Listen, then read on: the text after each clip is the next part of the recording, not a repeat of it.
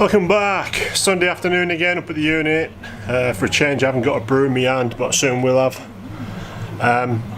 Today is going to be sort of a fixing session, I suppose you could call it, after the Monte Carlo heritage run that we did from Clydebank down to Dumfries.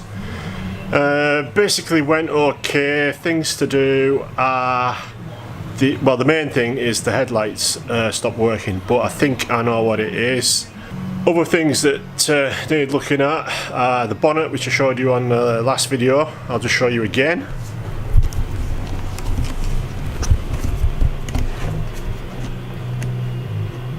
As you can see, the stickers on the front, when it focuses, there you go, the stickers took an absolute hammering from the salt. Focus, struggling a bit, there we go. And the same over there, so I've got some spares of these ones, so I'll probably put them on at some point before this summer's show season starts, and I'll get some new bonnet stripes as well because they're knackered. I could probably just touch them up with a bit of black paint or a marker pen or something, but I'll probably just get some stickers as spares anyway. But I'll wait until the winter events are out of the way before I do that. Next job is this, if I can wiggle it. That's the coil pack bracket, just needs tightening down the bottom under there. I think what had happened was when I was doing the starter motor, I undid a bolt up there just to help me get a bit of manoeuvrability to get the ratchet in or something, and I've forgotten to tighten that up. Rest of the engine bay, I've given it a wipe down with some all-purpose cleaner. Got the worst of the salt off it. All the chrome bits are going to need redoing.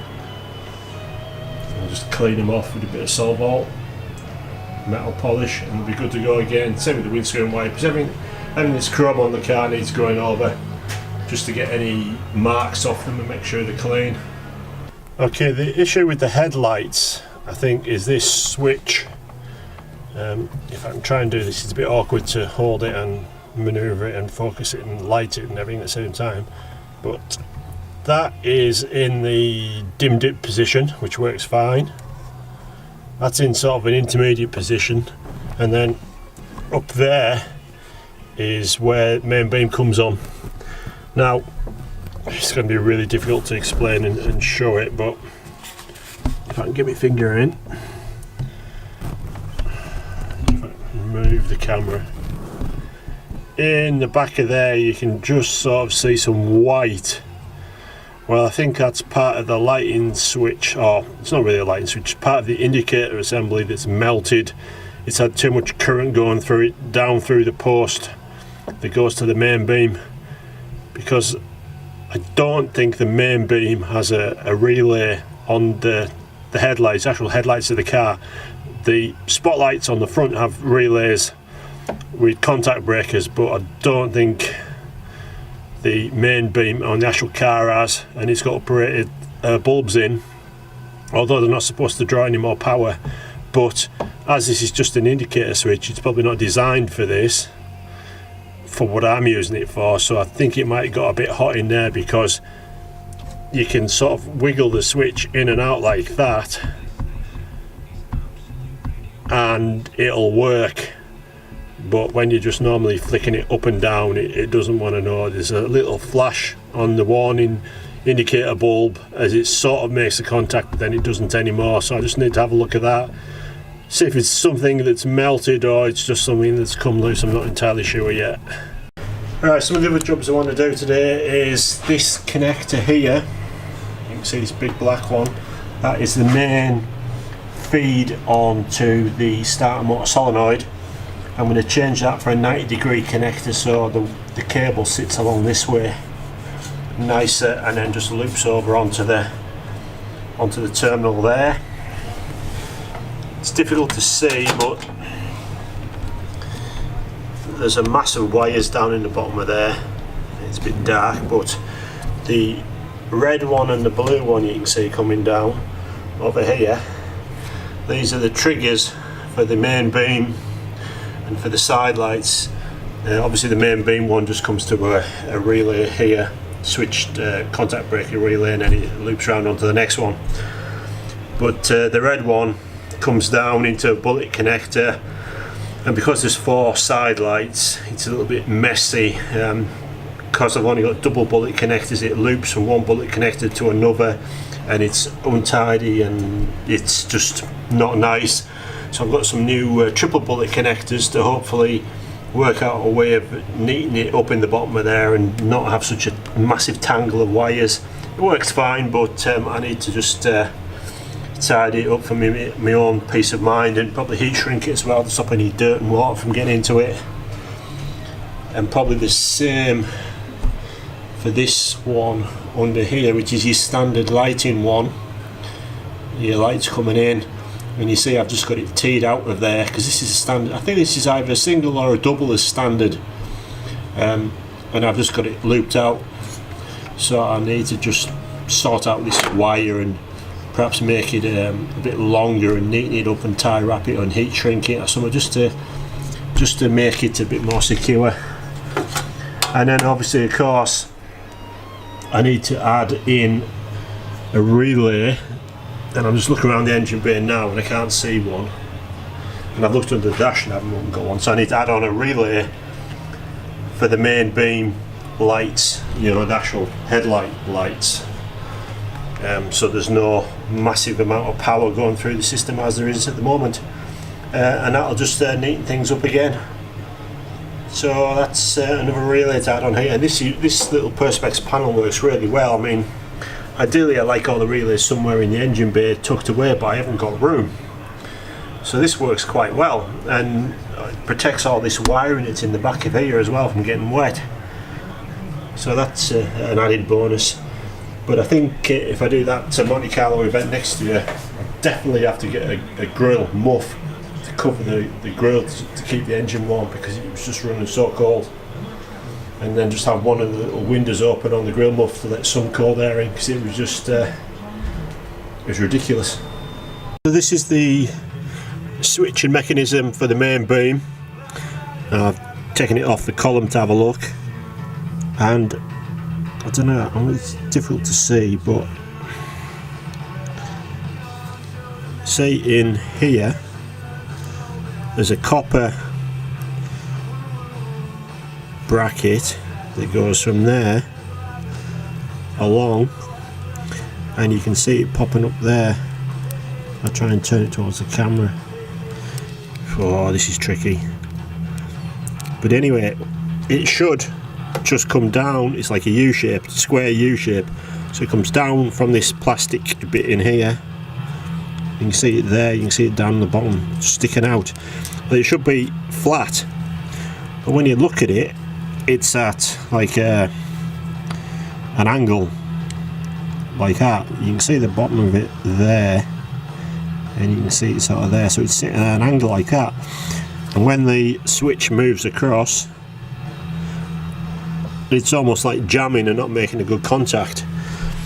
You can probably see the one on the indicator side. Try and eliminate that. Try and get it focused.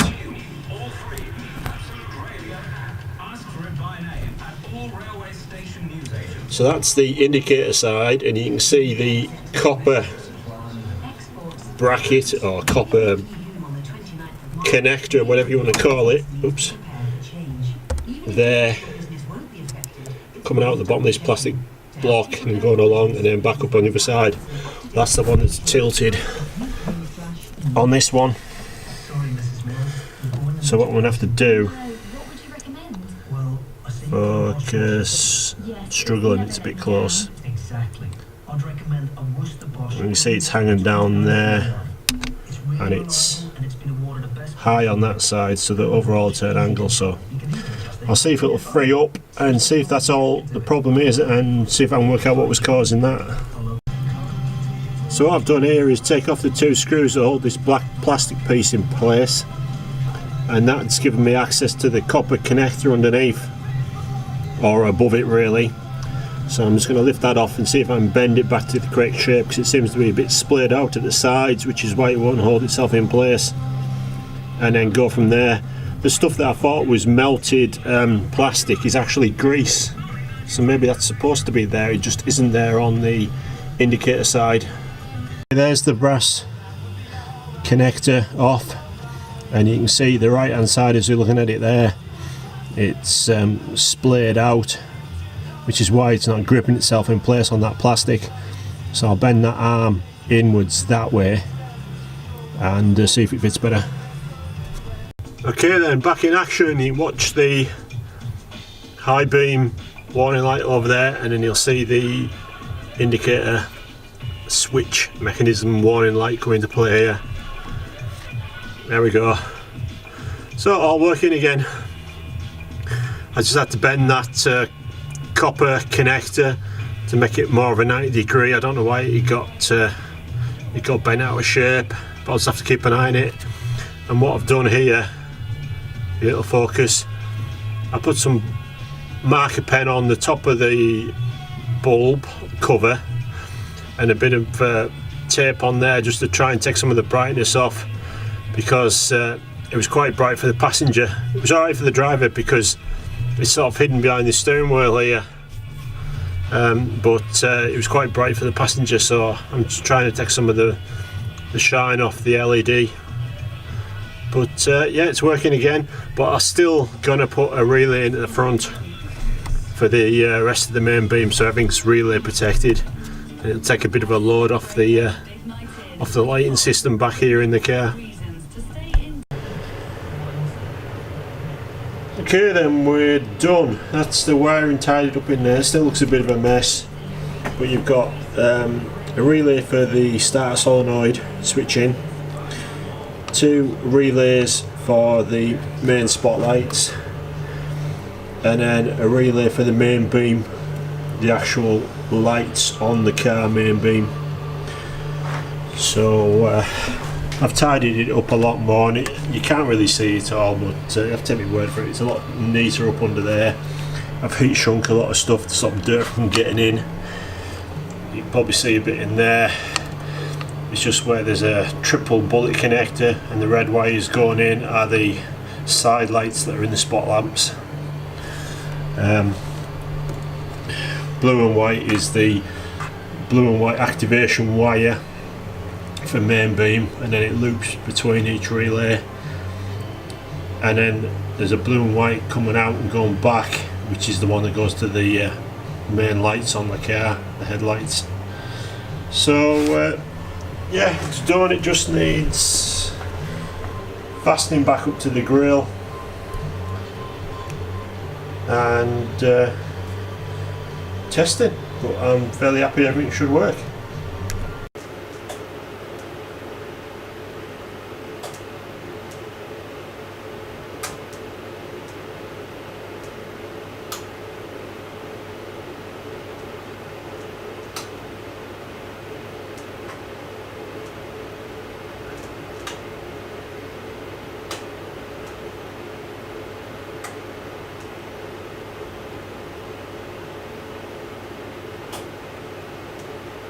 Well, I would class that as a success. It's 4 o'clock on Sunday afternoon and I'm going to go home for a brew. It's far too cold in here. The temperature gauge is still only on about 0. It was like -2 in here when I arrived, even though it's warmer outside today. So I'll tidy up my scrout and go home, and that'll do for the post Monte repairs. Obviously it still needs a good clean and all that sort of stuff, but yeah, I'll go home, call it for today, and start doing the editing of the actual Monte start video, and I will see you on the next one.